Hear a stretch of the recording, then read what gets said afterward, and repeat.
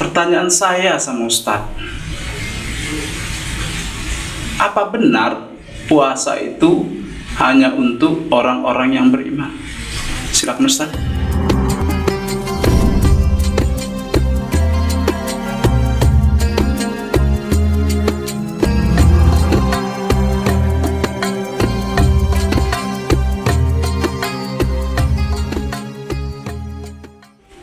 Assalamualaikum warahmatullahi wabarakatuh. Mas puasa? Saya sengaja nanya itu karena saya harus memastikan teman-teman yang khususnya umat muslim berpuasa. Jadi jangan tinggalkan puasa. Terima kasih untuk teman-teman. Kita hadir di sini bersama Papi TP Channel dalam spesial Ramadan.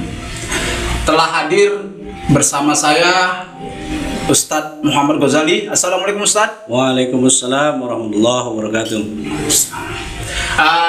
Beliau hadir untuk memberikan kesejukan, memberikan ilmu, pengetahuan untuk kita semua, khususnya yang berhubungan dengan puasa.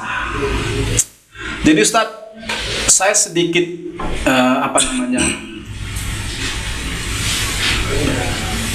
terpikir ada satu kalimat yang mungkin saya berharap Ustadz bisa menjawabnya.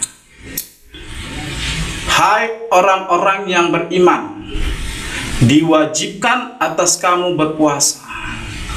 Pertanyaan saya sama Ustadz, apa benar puasa itu hanya untuk orang-orang yang beriman? Silakan Ustadz. Assalamualaikum warahmatullahi wabarakatuh. Waalaikumsalam. Terima kasih atas pertanyaan dari rekan kita ini.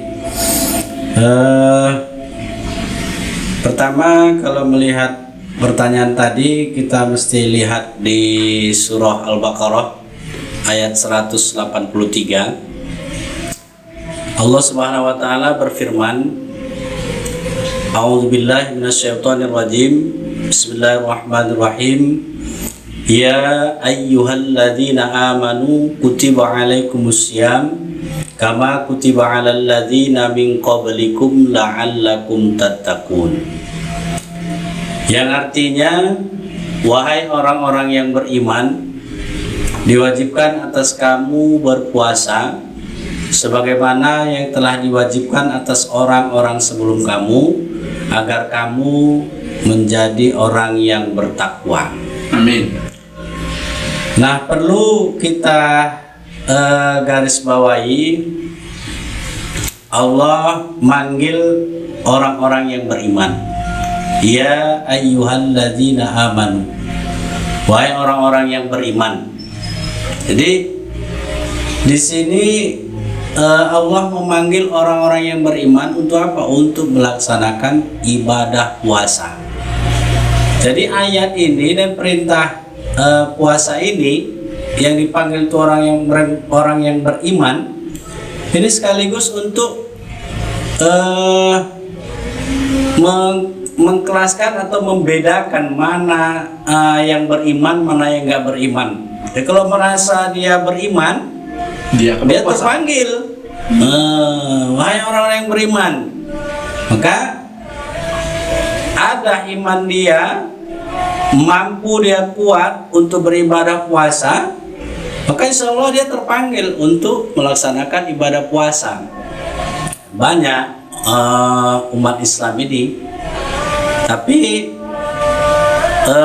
untuk mendengarkan ayat ini, perintah puasa ini, banyak juga yang tidak mampu karena imannya itu kan masing-masing kita beda, ya. Iman umat manusia ini, termasuk umat muslim lah kita katakan, itu beda-beda ya. Ada yang tinggi, ada yang rendah, ada yang sedang. Nah, ini ibadah puasa ini termasuk ibadah yang harus kuat imannya. karena termasuk ibadah yang harus membutuhkan keimanan yang kuat untuk melawan hawa nafsu. Karena pernah Rasul itu pulang dari perang yang besar, namanya perang Badar. Perang Badar itu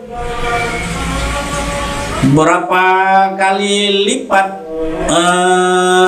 musuh orang-orang kafir Quraisy itu lebih besar daripada umat Islam pada waktu itu, langsung yang dipimpin oleh Nabi waktu perang Badar itu. Nah, tapi alhamdulillah perang Badar itu dimenangkan oleh umat Islam. Walaupun cukup luar biasa tentara orang kafir itu lebih banyak dibandingkan dengan kita umat Islam. Jadi masa itu umat Islam berperang dalam kondisi puasa gitu, Ustaz? Belum ada perintah puasa. Oh, belum ada. Jadi waktu selesai perang, kata Rasul mengatakan roja'na min jihadil asghar ila jihadil akbar. Kita barusan pulang dari jihad yang kecil ini menuju jihad yang besar. Sahabat Nabi tanya, jihad yang besar itu apa lagi? Ini perang Badar kan udah hebat ini ya Rasul. Oh, ada lagi. Apa itu? Puasa. Nah, puasa ini termasuk jihad yang lebih besar lagi daripada perang Badar itu. Makanya diperlukan iman yang kuat. Kalau iman tipis dia, dipanggil ya ayyuhalladzina amanu, wahai orang yang beriman, kutiba alaikumusiyam, diwajibkan kamu berpuasa. Ada, dihiraukan aja. Oke, Ustaz. Jadi ada satu hal yang menarik dari penjelasan Ustaz. Saya menilai secara pribadi, Ustaz, dari ayat itu Al-Baqarah 183, disitulah Allah menyaring, ternyata Ustaz ya, menyaring orang-orang tadi kan. Betul, nah, menyaring ya. Artinya orang yang berpuasa itulah yang disebut orang-orang yang beriman. Dan orang-orang yang tidak menjalankan puasa itulah yang di luar dari orang-orang yang beriman. Seperti itu, Pak Ustaz. Jadi panggilan Allah untuk berpuasa kepada orang-orang yang beriman itu memang benar-benar untuk menyaring sebenarnya mana dia memang yang imannya agak lebih tinggi, kuat, ya insya Allah dia berpuasa. Tapi bukan berarti orang yang tidak berpuasa itu sama sekali tidak beriman. Cuman kadar keimanannya itu mungkin ya mohon maaf mungkin agak rendah, kan gitu. Karena ibadah puasanya kan termasuk jihad yang besar kata Rasulullah, dibandingkan perang Badar aja. Perang Badar masih kalah. Kenapa? Karena melawan hawa nafsu ya.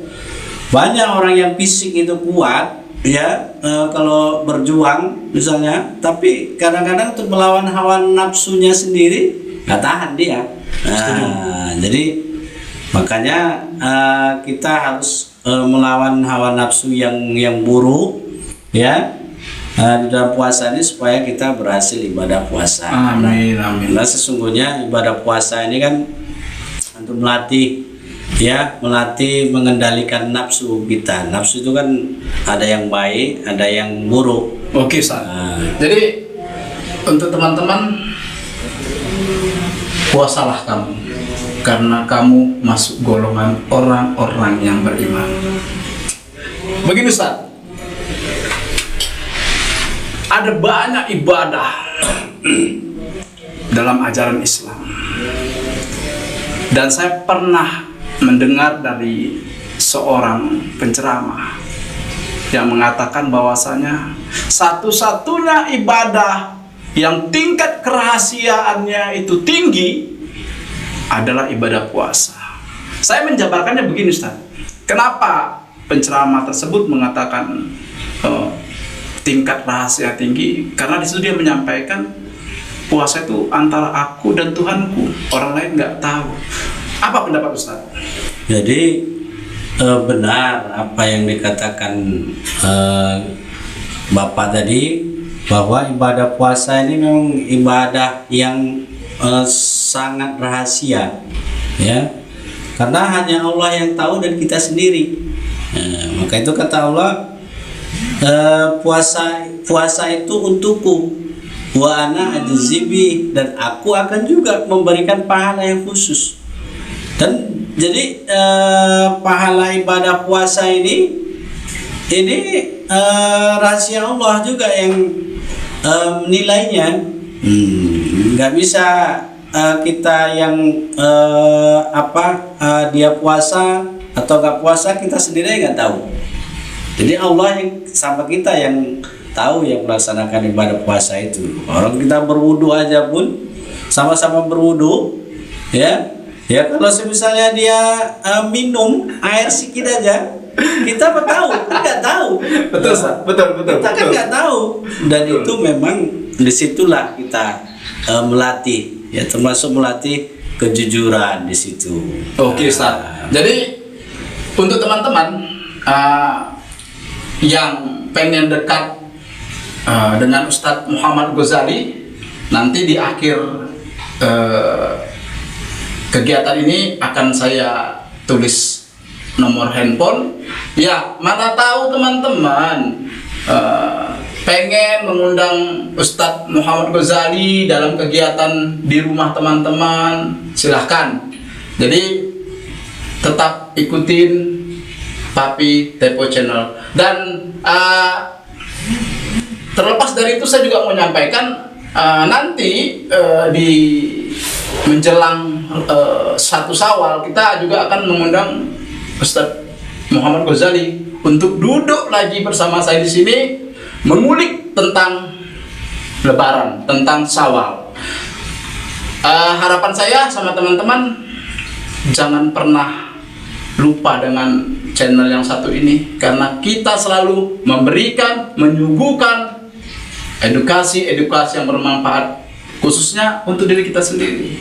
Jadi Ustadz, saya sangat berterima kasih atas kehadiran Ustadz di sini, dan saya minta nanti di penghujung Ramadan bisa hadir lagi di sini. Insyaallah. Kita akan membahas tentang Syawal, karena selama ini Ustadz yang orang tahu itu bicara tentang Syawal itu ya Lebaran itu ya pakaian baru, baju baru. Nah, saya pengen sama Ustadz nanti mengulik lagi tentang Syawal itu apa sih dan bagaimana. Insyaallah. Oke Ustadz. Oke, terima kasih. Dari tangan untuk Indonesia lebih martabat. Assalamualaikum warahmatullahi wabarakatuh. Waalaikumsalam. Terima kasih Ustadz. Alhamdulillah, terima kasih sama-sama.